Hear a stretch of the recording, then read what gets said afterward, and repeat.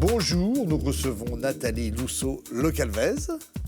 Vous êtes directrice de la communication de IMT Atlantique, qui est née de la fusion le 1er janvier 2017 entre l'École des Mines de Nantes et Télécom Bretagne, avec ses deux implantations de Brest et de Rennes. Alors faites-moi un peu la cartographie de l'IMT. Il y a 3 campus. Quel atout que représente la fusion? Pourquoi est-ce qu'on a fait cette fusion? Est-ce qu'il y a un problème de taille critique? Oui. D'abord, bonjour, Hubert Coudurier, merci de me recevoir. Oui, bien sûr, il y a une taille critique. L'enseignement supérieur est en pleine reconstruction, est en pleine évolution.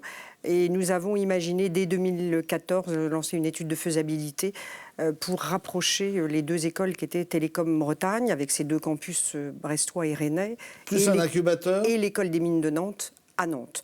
Voilà, ce qui fait effectivement aujourd'hui un établissement qui pèse, qui compte, avec plus de 2300 étudiants et plus de 800 personnes. Combien d'enseignants? 290 enseignants-chercheurs. J'ai lu un incubateur et un site à Toulouse aussi. Oui, alors il y a en fait 3 campus, Brest, Nantes et Rennes, et un site à Toulouse. Et puis un incubateur qui accueille aujourd'hui, nous avons 45 entreprises hébergées à peu près, réparties sur les 3 campus, puisque l'incubateur est implanté sur les 3 principaux campus. Alors, reprenons un peu l'histoire au début. En 1990, vous devenez responsable de la communication de la DRIR, c'est la direction régionale de la recherche et de l'industrie, de la recherche et de l'environnement des Pays de la Loire. Ça dépend du ministère de l'Industrie. Et vous êtes également chargé de la communication de l'École des Mines de Nantes. À l'époque, François Mitterrand avait décidé de réagir face à la pénurie d'ingénieurs. C'est assez étonnant. On a toujours pensé que la France était un pays d'ingénieurs, qui ne savait pas forcément bien vendre ses produits, mais que le succès du TGV, du Concorde, d'Airbus, etc., faisait que les ingénieurs étaient au top niveau. Et en fait, il n'y en avait pas assez. Il n'y en avait pas assez, ce qui a conduit François Mitterrand à commander un rapport à Michel Pradry, qui était alors le secrétaire général de Renault. Et ce rapport a conclu à effectivement un manque d'ingénieurs formés en France, et ce qui a conduit Polytechnique entre autres et d'autres grandes écoles à doubler leurs effectifs, leur promotion, et créer d'autres écoles, dont l'École des Mines de Nantes, qui était la 5e école des mines, suivie un an d'après de la création de l'École des Mines d'Albi. Alors, c'est pas évident d'être en bonne place dans les classements internationaux, notamment le fameux classement de Shanghai. Vous voulez être reconnu comme Technological University, je ne sais pas si mon accent est bon, mais excellent. En tout cas, il faut être dans le viseur des classements anglo-saxons. Oui, absolument. Alors l'objectif n'est pas d'être, l'objectif n'est pas être de mener une stratégie pour être dans les classements, mais il est important d'y être vis-à-vis de nos partenaires étrangers. IMT Atlantique a 180 partenaires à l'étranger, et certains. Ça veut dire que vous pouvez envoyer des étudiants oui, en stage ou. Tout à fait, en formation, en double diplôme, en transfert de crédit. Donc 180 partenaires internationaux. Les Chinois regardent... 180 pays 180 pays.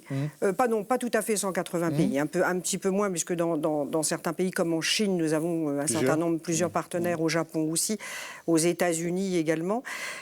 Dans tous les pays du globe, il est important pour les Chinois, par exemple, de contractualiser avec des établissements d'enseignement supérieur qui ont une vraie reconnaissance internationale. Donc cette reconnaissance internationale qui arrive depuis l'année dernière, nous sommes rentrés dans les 4 palmarès internationaux de référence que sont THE, QS, mais je ne rentrerai pas dans le détail. Simplement, aujourd'hui, IMT Atlantique est reconnu dans le classement de THE, par exemple, des Young University, des jeunes universities. Nous sommes 59e mondial, et dans le classement général de THE, 400e sur le globe. Alors, on dit souvent que la France n'investit pas assez dans la R&D, la recherche-développement. Vous avez un incubateur, vous favorisez les liens avec les entreprises. Comment ça se passe? Il y a des passerelles pour les étudiants? Alors, déjà, intrinsèquement, les écoles des mines, et donc les écoles, maintenant IMT Atlantique, et les écoles télécom, les écoles donc, qui sont sous la responsabilité du ministère technique, du ministère de l'Industrie, sont des écoles par essence qui travaillent pour et avec les entreprises. Donc nous avons certes un incubateur, nous avons avec donc des entreprises implantées, mais surtout des étudiants qui sont formés avec les entreprises. Les entreprises sont partenaires de l'école. Et avec eux, pour les entreprises, donc les étudiants partent régulièrement en stage, en projet de fin d'études de 6 mois. Comment est d'ailleurs le cycle des étudiants? C'est 3 ans? 3 ans, nous recrutons à la sortie des classes préparatoires scientifiques, dont l'école se positionne sur le prestigieux concours Minpon. Donc nous recrutons sur le concours Minpon. Et le séjour à l'étranger, puisqu'on parlait de ça, c'est la 2e ou la 3e année? Alors ça peut être, c'est la 2e et ça peut être aussi la 3e année. Ils ont plusieurs exercices possibles. Ils peuvent faire du transfert de crédit de 6 mois. Ils peuvent faire un double diplôme, ce qui leur rajoute évidemment une année universitaire. Ce sont des parcours un petit peu à la carte que nous offrons. Est-ce que vous avez vu, alors quelles sont d'ailleurs vos spécificités, vos points forts par rapport aux autres écoles d'ingénieurs? Qu'est-ce que vous faites de mieux? Quel est votre atout maître? Quel est notre atout maître? Quelles sont les matières que vous enseignez où vous avez les meilleures? Nous sommes une école d'ingénieurs généralistes, donc je crois que, comme un certain nombre, il y a 160, 180 écoles d'ingénieurs en France, des écoles spécialisées, des écoles généralistes. Nous avons, nous, une spécificité qui est d'être positionnés sur 3 thématiques, le numérique, l'énergie et l'environnement. Avec des professeurs de pointure internationale et surtout... qui viennent de Paris, qui font la navette ou qui vivent sur place? Non, qui sont des membres du personnel d'IMT Atlantique, mais surtout qui ont... Non, mais je veux dire, les professeurs vivent à Nantes, ils vivent à Brest? Ils vivent à Nantes, ils vivent à Brest, ils vivent à Rennes. Et ils viennent parfois de Paris aussi, non? Non, pas spécialement. Pour les intervenants extérieurs. Oui. Mais les 290 enseignants-chercheurs qui sont répartis dans les 13 départements de recherche vivent en Bretagne. Ou dans la Bretagne associée. Je ne vais pas vous demander votre avis sur la réunification, ce serait un autre sujet. Est-ce que vous avez vu les étudiants évoluer au cours des... Enfin, ça fait quand même un certain temps que vous êtes dans cette école, je ne voudrais pas être discourtois, mais vous avez vu les étudiants changer, vous avez vu plusieurs générations, enfin en tout cas une génération succéder à l'autre peut-être. J'ai lu que vous les associez dans la communication.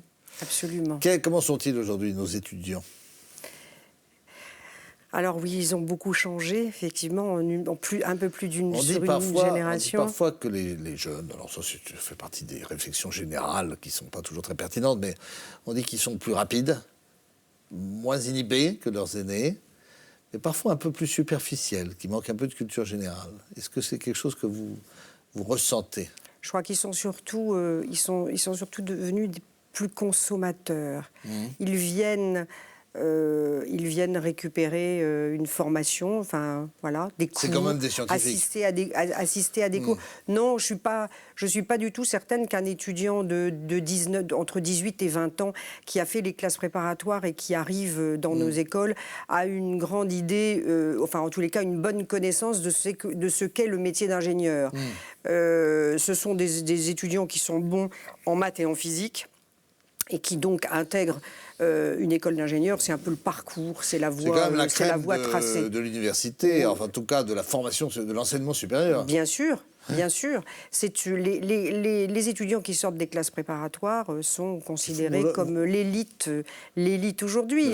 Vous leur faites faire un peu de sport aussi, même Sana Incorpore Sano. Oui, c'est très important, oui, effectivement, d'être bien dans sa tête et bien dans son corps.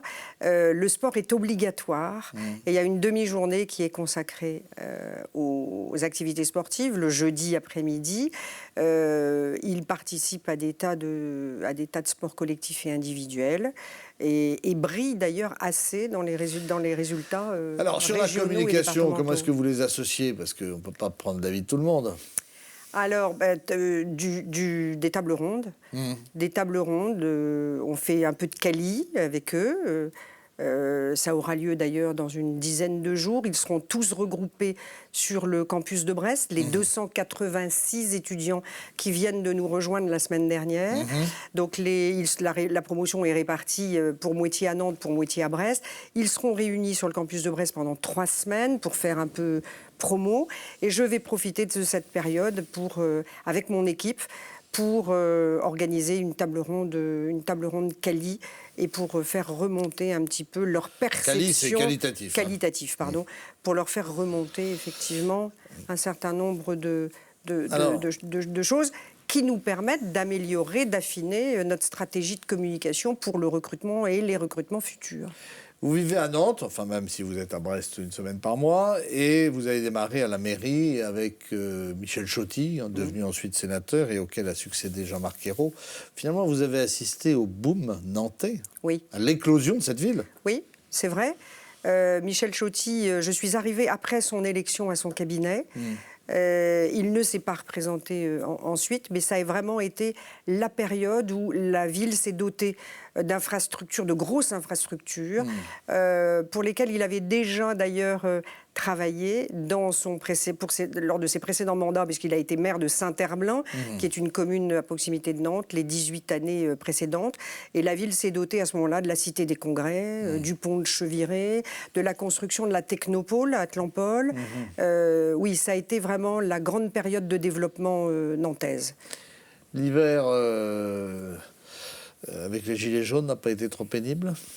À Nantes ? Parce que Nantes a été quand même sacrément bousculée par... Nantes a été très bousculée. Comme Rennes, d'ailleurs, mais un peu plus. Très bousculée. Bordeaux aussi. Et ça venait surtout, pour les Nantais et les Nantaises, ça venait après une vingtaine de manifestations... durant la loi travail de Mme El Khomri. Et surtout pour la ZAD Notre-Dame-des-Landes. Oui, donc vous avez été quand même sacrément exposé. Nantes a été très exposé, le centre-ville a été dévasté, très exposé. Et pour les commerçants et la vie du centre-ville, ça a été extrêmement compliqué, oui. Vous vous sentez bretonne, vous qui vivez à Nantes ? Fondamentalement bretonne. Vous êtes finistérienne d'origine, mais est-ce que les Nantais se sentent bretons dans le fond ? Je crois qu'il y a une partie des Nantais qui se sentent comme les habitants d'une grande métropole de l'Ouest. Alors, une partie des Nantais se sentent bretons, et une grosse partie des Nantais se sentent avant tout nantais. Ils ne sont ni bretons ni vendéens, ils sont ni ligériens, ils sont nantais. Mais moi, je me sens profondément bretonne. Mes racines sont ici, ma famille est ici. Et grâce justement à cette fusion, je suis amenée à revenir quand même extrêmement régulièrement. Et votre métier reste la com, vous vous débrouillez pas mal d'ailleurs. Et vous avez démarré avec Olivier Dassault. Vous pensez com tout le temps ? Non. Non, je ne pense pas com. Vous pensez slogan, vous pensez impact, efficacité, message ? Je pense innovation. Oui. Je souhaite être innovante. Je souhaite que... j'ai la chance de m'appuyer sur une équipe formidable, une équipe métier, une équipe jeune. Et c'est ce que j'essaie de leur inculquer. Soyez innovants, ne soyons pas suiveurs dans ce que nous avons à faire. Essayons d'anticiper. Donc... Nathalie, merci d'être venue nous rendre visite à Brest, où vous passez maintenant désormais une partie de votre temps. On se retrouve la semaine prochaine avec un nouvel invité du monde du spectacle, des arts, de la culture, mais aussi des politiques, des économistes, des entrepreneurs, des médecins, enfin tout ce qui fait la belle vie de notre Bretagne que nous aimons. On se retrouve donc la semaine prochaine sur TBO et TB Sud. À très vite.